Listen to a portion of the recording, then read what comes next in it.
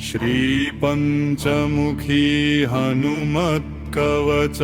ॐ नमो भगवते आञ्जनेयाय महाबलाय हुं फट् स्वाहा। ध्यायेत् वानरनारसिंह खगराट् क्रोडाश्ववक्त्राञ्चितम्।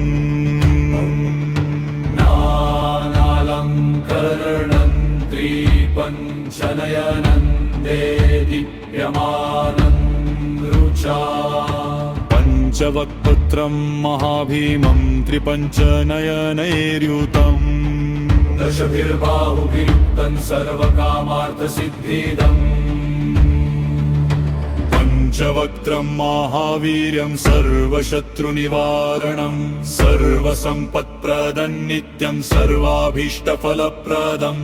ॐ हनुमते नमः।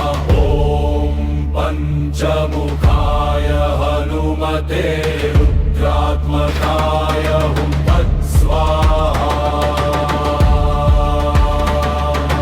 पूर्वे तु वानरं वक्त्रं कोटिसूर्यसम्प्रभम्। दंष्ट्राकरालवदनं भ्रुकुटिकुटिलेक्षणम्। दक्षिणे नारसिंहं च महाद्भुतमहाबलम्। अत्युग्रतेजो वपुषं भीषणं भयनाशनम्।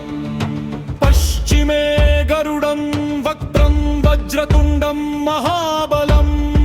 सर्वरोगप्रशमनं विषभूतादिकृन्तनम्।